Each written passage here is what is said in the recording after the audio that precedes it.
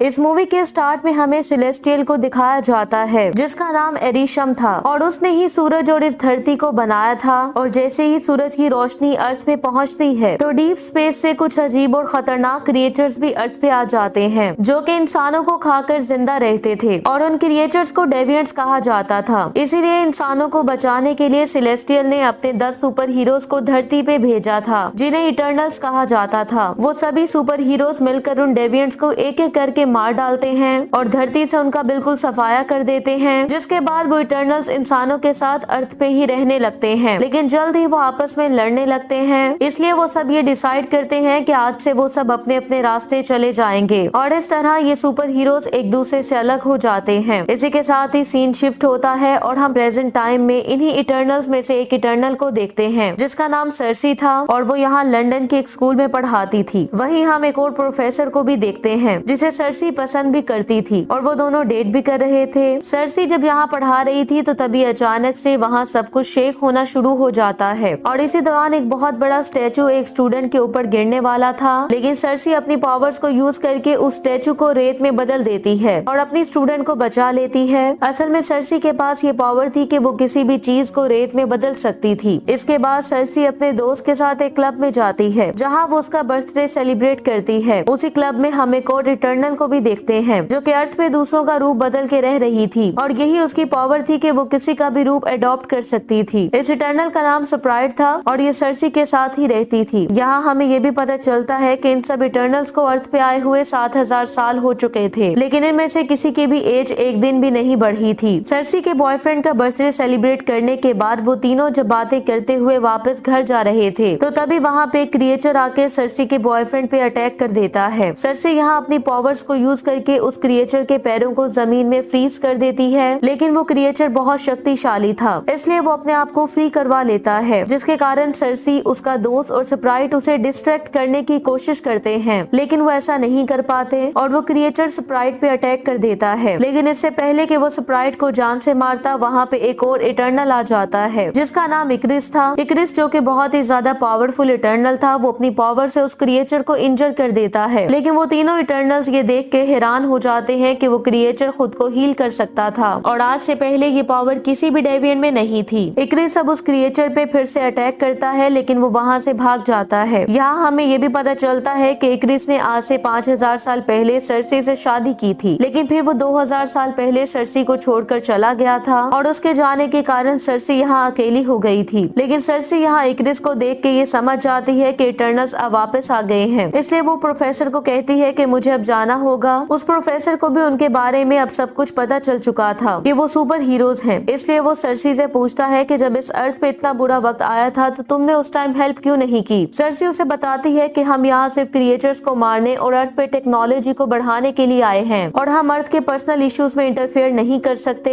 इसके बाद सर्सी अपने दोनों साथियों के साथ अपने लीडर आजैक से मिलने के लिए वहाँ से निकल जाती है, लेकिन जब वो लोग वहाँ पहुँचते हैं तो उन्हें पता चलता है कि आजैक की डेथ हो चुकी थी, जिसकी वजह से वो समझ जाते हैं कि आजैक को उसी क्रिएचर ने मारा है जिसने उन पे भी अटैक किया था, क्योंकि आजैक में ही ऐसी पावर्स थी कि वो अपने आप को हील कर सकती थी और अब ये पावर उस क्रिएचर के अंदर थी, जिसका मतलब ये था कि उस क्रिएचर ने आजैक की सारी पावर्स को अपने अंदर एब्सॉर्ब कर लिया था। तभी आजैक की बॉडी से एक लाइट निकलती है जो कि सर्सी की बॉडी में चली जाती है, जिसका मतलब ये था कि आजैक ने अपना अगला लीडर सर्सी को चुन लिया था। अब इन लोगों को रियलाइज हो चुका था कि जो क्रिएचर लौट के आए हैं वो बहुत ज्यादा खतरनाक और पावरफुल हैं, इसलिए ये उन क्रिएचर को रोकने के लिए बाकी सब इटर्नल्स को भी इकट्ठा करने का डिसाइड करते हैं। अब वो एक एक करके सभी इटर्नल्स के पास जाते हैं जो कि अर्थ पे आम इंसानों की तरह रह रहे थे, लेकिन उनमें से कोई भी उनके साथ वापस आने के लिए तैयार नहीं था। पर जब उन्हें आजैक की डेथ का पता चलता है तो वो सब लोग फिर से इकट्ठा हो जाते हैं। अब सर्सी ने ये डिसाइड कर लिया था कि वो एरिशम के पास जाएगी। एरिशम वही है जिसने इन सबको बनाया था। सर्सी यहाँ अपनी पावर्स को यूज करते हुए एरिशम के पास पहुंच जाती है, जहाँ वो अपने किंग को बताती है कि क्रिएचर्स धरती पे वापस आ गए हैं और उन्होंने आजैक को मारकर उसकी पावर्स भी चोरी कर ली हैं। ये सुनकर एरिशम उसे उनके असल मकसद के बारे में बताने का फैसला करता है। वो उसे बताता है कि कई हजार साल पहले मैंने सेलेस्टियल का एक बीज धरती पे भी बोया था, जिसे पूरी तरह से ग्रो होने में 7000 साल लगते हैं और जिस तरह प्लांट्स अपनी एनर्जी सूरज से लेते हैं, इसी तरह सेलेस्टियल को ग्रो होने के लिए एनर्जी इंसानों से मिलती है और हमने सेलेस्टियल की प्रोटेक्शन के लिए सबसे पहले डेविएंट्स को बनाया था जो कि बहुत ज्यादा खूनखार हो गए और वो इंसानों को खाने लगे थे, जिसके कारण सेलेस्टियल का एनर्जी सोर्स यानी कि इंसान खत्म होने लगे। और इसी वजह से हमने तुम्हें यानी कि इटर्नल्स को बनाया ताकि डेविएंट्स को धरती से खत्म कर दिया जाए। ये जानने के बाद सर्सी काफी ज्यादा घबरा जाती है, क्योंकि अब उसे पता चल चुका था कि सेलेस्टियल को धरती की कोर में रखे हुए पूरे 7000 साल हो गए हैं, जिसका मतलब ये था कि सेलेस्टियल के अर्थ से बाहर आने का वक्त करीब आन पहुंचा था। और अगर सेलेस्टियल अर्थ से बाहर निकलेगा तो इसी के साथ ही अर्थ से इंसानियत का खात्मा हो जाएगा। अब क्योंकि वो कई हजार सालों से अर्थ पे थी, इसलिए वो इंसानों के साथ कनेक्टेड हो गई थी, जिसके कारण उसे काफी ज्यादा दुख होता है। सर्सी अब अर्थ पे वापस आ जाती है और अपने बाकी साथियों को भी ये सारा सच बता देती है कि किस तरह इमरजेंस का दिन आने वाला है, यानी कि वो दिन जिस दिन धरती की कोर से सेलेस्टियल बाहर निकलेगा और पूरी इंसानियत का खात्मा हो जाएगा। ये बातें सुनकर वो लोग भी हैरान हो जाते हैं और वो सब भी ऐसा नहीं चाहते थे।